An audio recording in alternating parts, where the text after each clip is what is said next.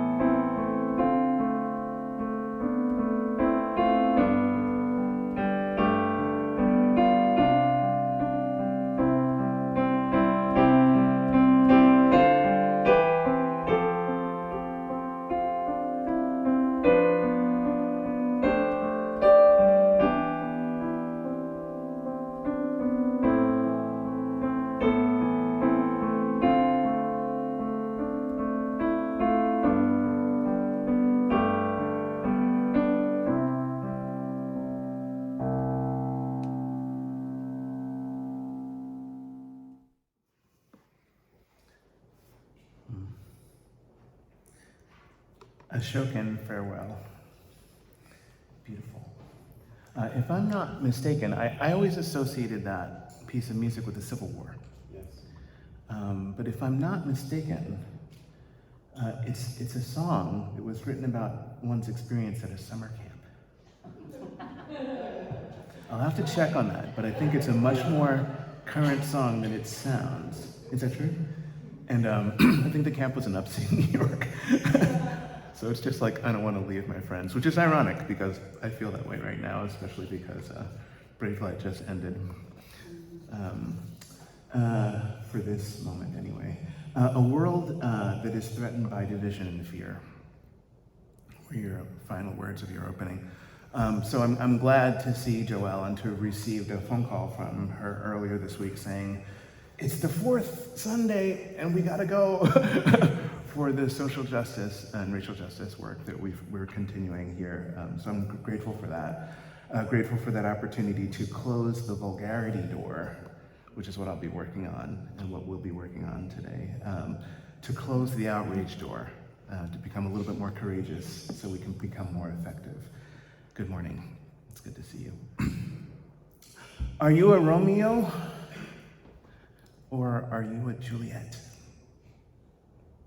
It's a spiritual question. It's not a question about the body. Are you a Montague by clan, or do you believe that you are a Capulet? Which part of the soul's heart brings highest meaning to your life? Shakespeare writes, "Two households, both alike in dignity, in fair Verona, where we lay our scene. From ancient grudge break to new mutiny, where civil blood makes civil hands unclean. From forth the fatal loins of these two foes, a pair of star-crossed lovers take their life, whose misadventured piteous overthrows doth with their death bury their parents' strife. The fearful passage of their death-marked love and the continuance of their parents' rage, which but for their children's end naught could remove, is now the 2 hours' traffic of our stage. The which, if you with patient ears attend, what here shall miss, our toil shall strive to mend." That's the whole play. Right there. It takes a few hours for it to unfold, but there it is. There's the crystal, there's the seed.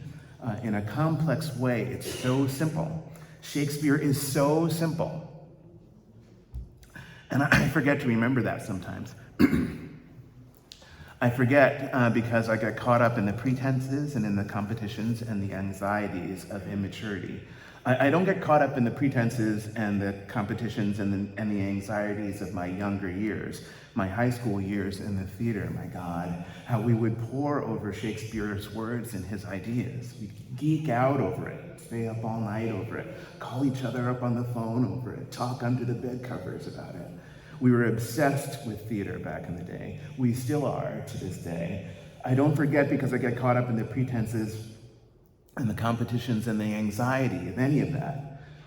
I forget and I get caught up because of what came later in life, when I started to judge myself about how smart and how worthy I was. Have any of you had the experience of doubting yourself? I escaped a lot of that, not all, but a lot of that, and it took some doing. I hung out with the alternative kids. I hung out with the kids who didn't really fit in. I was one of those kids who didn't really fit in. I was good enough in sports. I was not socially awkward. I was smart, not the smartest, but pretty good. And I was musically talented.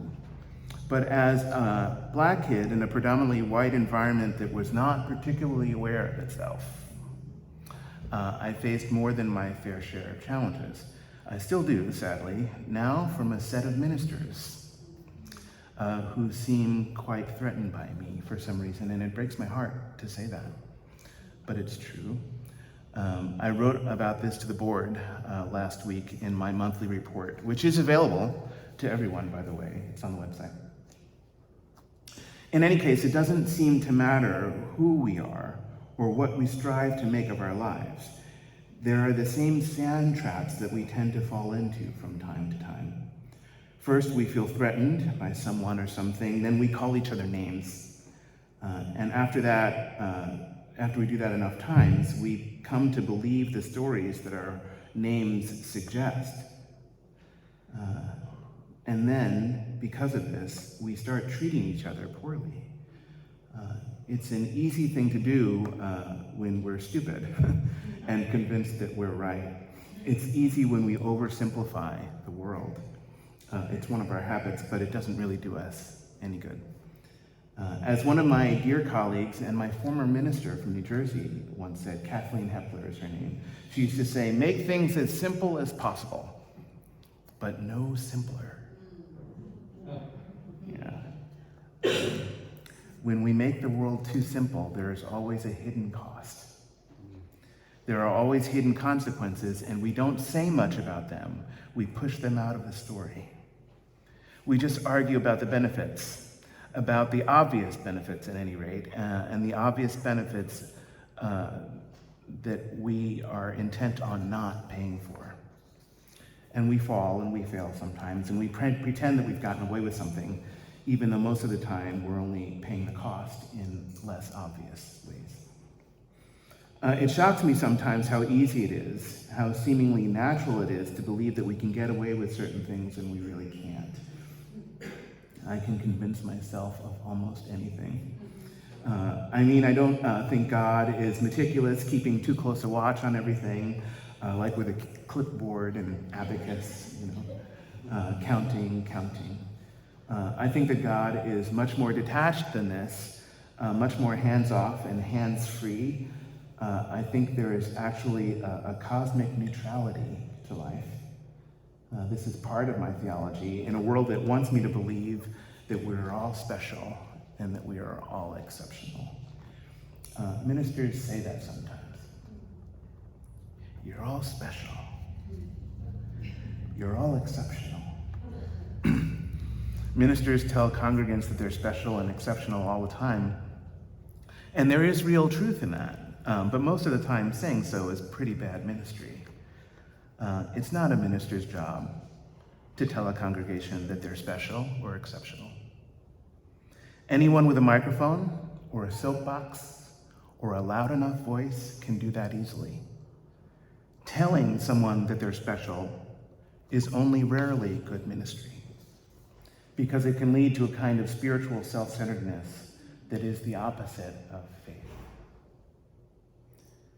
The opposite of ministry wants us to believe that our ego is at the core of everything.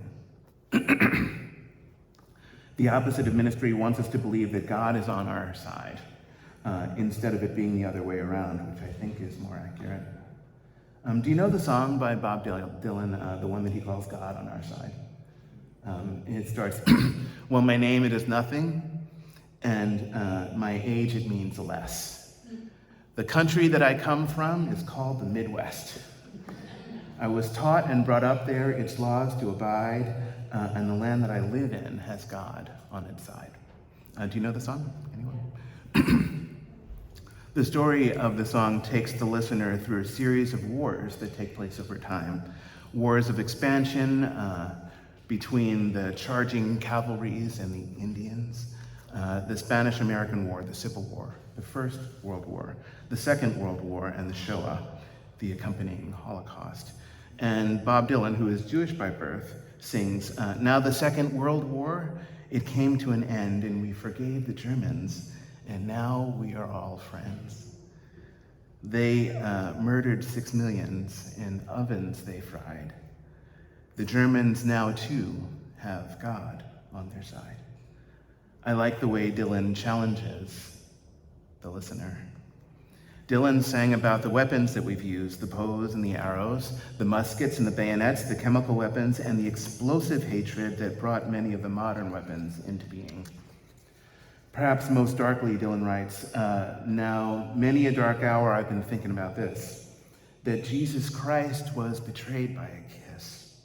Now I can't think for you, you'll have to decide whether Judas Iscariot had God on his side.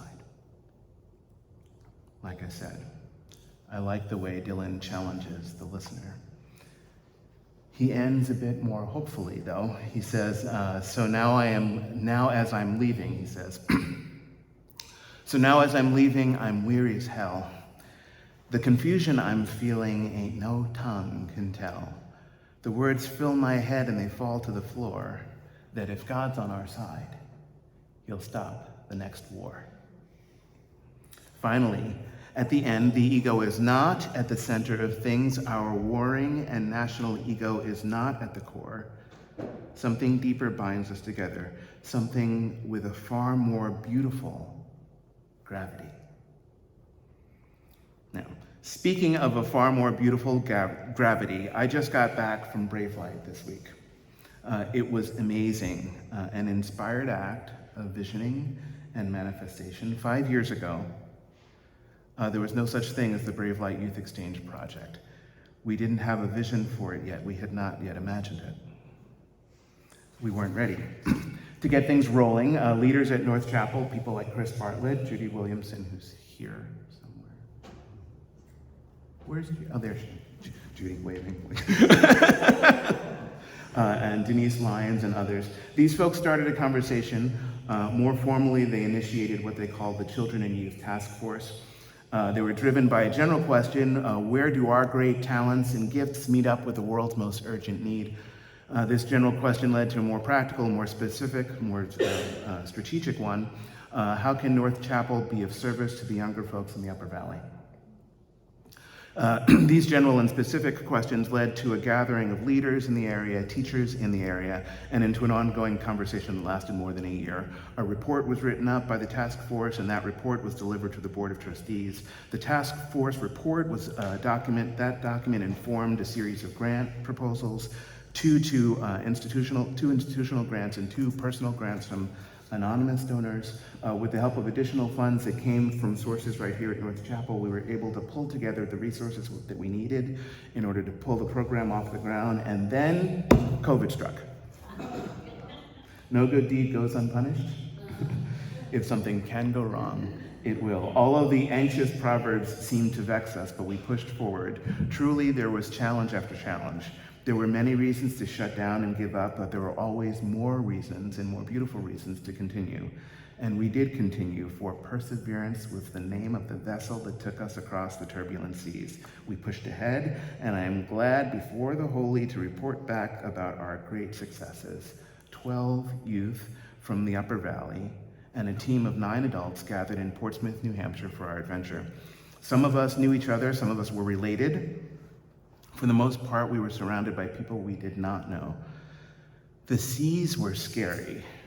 Every boat was canceled on the day of our trip but ours.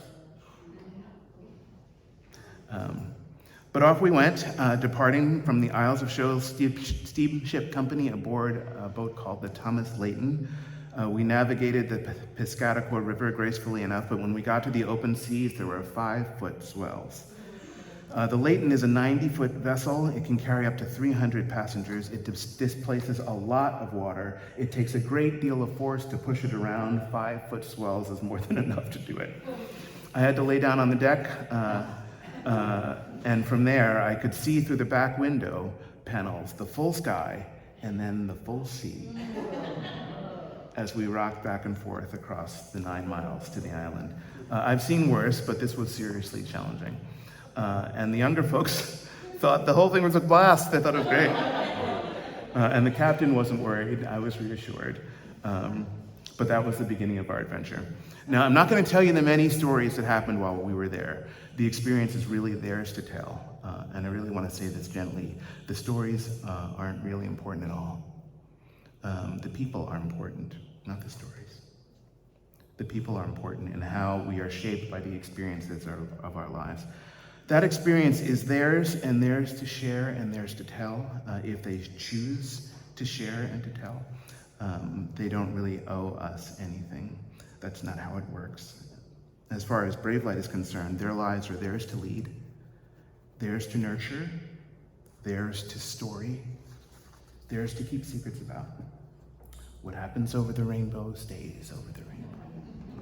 I can share the parts of the story that are mine, but the parts that are theirs are really theirs. So the parts that I can share, there are 2 main things I'd like to say. One is about the exchange part of the Brave Light Youth Exchange Project. This exchange part does not quite exist yet. It's coming into being. We're slowly dreaming it into being. We have to take steps into the unknown a little bit, and then we have to see what happens when we do. This makes some of us uneasy. Some of us like to know what's going to happen in life before it happens. But Brave Light isn't like that. Life isn't like that either, by the way. So why should Brave Light be? The point is that where Brave Light goes is largely up to its participants. The older folks can set up the boundaries and set up the safety and the meals, the transportation, the springboard stuff, but how they leap and where they fly, that part is up to them. It's up to them and the people that they meet. So like I said, there were 12 youth from the Upper Valley and 9 attending adults. When we got to Star Island, we met up with another 20 youth from the Boston area and their elders. In the mornings and in the evenings, Brave Light Experiment was as many as more than 30 youth strong. In the afternoon, it was just the Upper Valley group.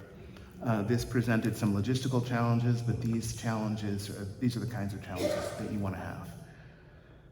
It was amazing to see the whole group together and having fun, the friendships that began to grow over just a few days. We will have to see where things go. I'm hopeful for the best. What we know for sure is that we've brought something precious into being. So what this means for all of us will unfold over time. Second thing is, someone came up to me, one of the Brave Lighters came up and said, "So what is Brave Light? How did it come into being?" And I knew the answer to this question, so I started to respond like a 58-year-old, uncreatively, I might add. I was about to tell them the history much in the same way that I've conveyed it to you. There are leaders at North Chapel who initiated a conversation, and the children and youth task force, and they gathered leaders and teachers, and we talked for more than a year. But before I could get this out of my mouth, before I could get started with my matter-of-fact response that I was so sure about, I'm so impressed by, this young person continued responding after what was obviously a rhetorical question. And raised what I thought was an absolutely brilliant one. They asked, "Why do we call it Brave Light? Is it because, do we call it Brave Light because of the incredible gravity of the sun?" Most light, they continued, this is their idea. I had to research it, by the way. I couldn't remember what they said, but I had to research it. Most of the light of the sun most of the light that is created by the sun never escapes its grasp. The sun makes what scientists call slow light. How shall I say this? Okay, a photon of light takes only 8 minutes to get to the Earth from the surface of the sun, but it can take 100,000 years to get from the core of the sun to its surface. From the surface of the sun, it bursts out and flies to us at the speed of light. And it doesn't fly to us. We're not at the center of things. The light shines everywhere. It gets to us in 8 minutes after 100,000 years. Is this what you mean by Brave Light? I was impressed, and I smiled jokingly and said, "Well, I was gonna call it something else, but I lost a $5 bet." But what's in a name? And here we arrive at the meaning of this morning's reflection. For what it is curious, it was a curious Juliet who once asked her Romeo, what is in a name? She said, "What's in a name? That which we call a rose by any other name would smell as sweet." She was referring to her discovery that the love of her life was the member of a family with whom her own family had for years been feuding hatefully. Romeo, Montague, and Juliet, Capulet. The Montagues and the Capulets, they were like the sharks and the jets, warring from time immemorial, fists, sticks, knives, guns. Longing for her Romeo more fully, Juliet said, "Romeo, Romeo, wherefore art thou, Romeo? Deny thy father and refuse thy name. Or if thou wilt not, be but sworn my love, and I will no longer be a Capulet. 'Tis but thy name that is my enemy.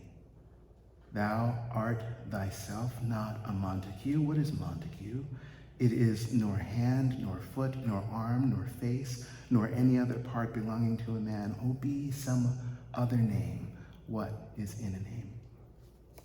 A name can be like a great big vessel upon the sea, lots of inertia. A name can be like the Thomas Layton, a steamship that carried Brave Light out to Star Island, or a name could be like the RMS Titanic, which is still attracting deadly attention after more than a century at the bottom of the sea. Names are symbols of stories, and stories can carry meaning, and these meanings tend to open or they tend to close the flower of our lives. These meanings tend to open or they tend to close the flower of our lives. Stories like our son Jonathan has always been the black sheep of our family. Stories like this tend to close the flower fairly quickly. On the other hand, stories like our daughter Jontel has always been the sunshine of our lives. This is one of the stories that tends to open the flower. A poet writes, "At the blessing of every birth, and at the rise of sun and moon, our sons and daughters climb the trees of life of this earth, each one knowing some of love, some of God, some of ancient waters.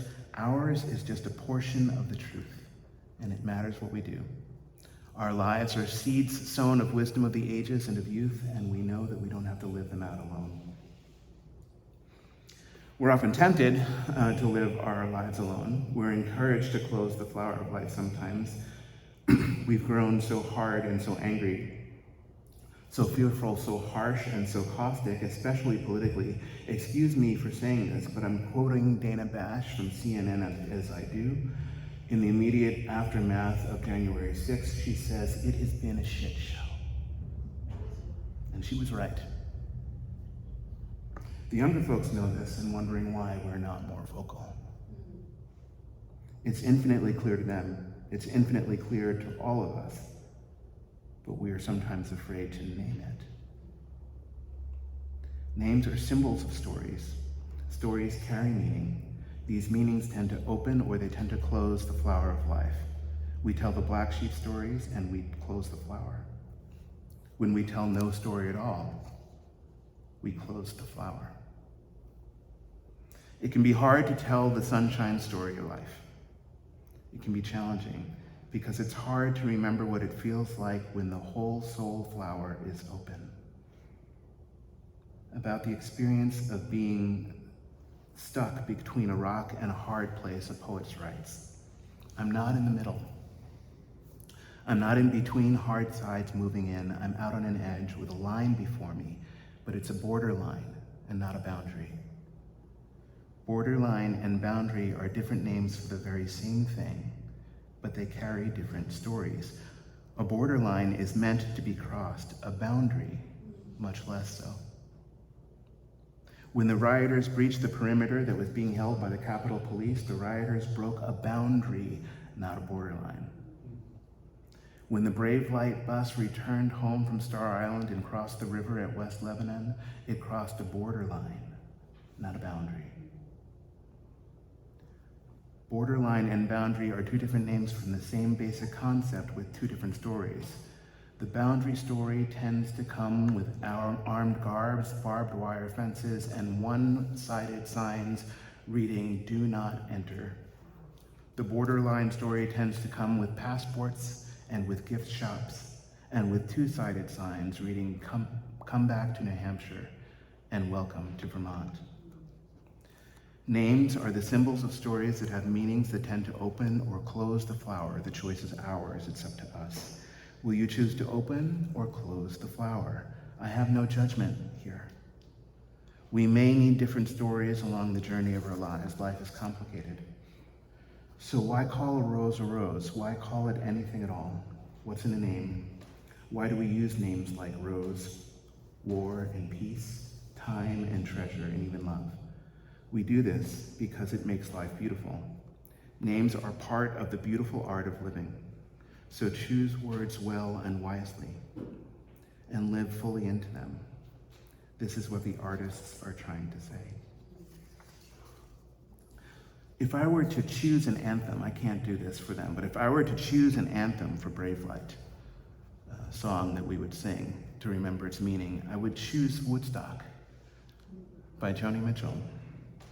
I would choose the third verse because she suggests the size of the program that I would like to see. She says, "By the time we got to Woodstock, we were 500,000 strong." So maybe in the coming years we'll grow from 30, which we are at now, to 500,000. By the time we got to Woodstock, we were 500,000 strong. And everywhere there was a song and a celebration. And I dreamed I saw the bomber jet planes riding shotgun in the sky, turning into butterflies above our nation. We are stardust, million-year-old carbon. We are golden, caught in a devil's bargain, and we've got to get ourselves back to the garden. Maybe it's just as simple as this, after all. Maybe so. Blessed be, and amen. There's a joke about Unitarian Universalists that says, why are Unitarian Universalists so bad at singing hymns? And it's because they're reading ahead to make sure that they agree with the line. So in the third verse, I kind of crossed out for the rain and thunder. Just for now. I'll erase it later when we need it. The prayer that I would say in benediction is, may we measure our bravery by a great gravity that gives light to our world. And may we erase the lines that make us feel that we're separate from one another, whether by colors of skin, whether it's by expressions of gender, whether it's by expressions of politics, or whether it's by time. May we find ourselves as one brave heart. May it be so. Blessed be. And amen.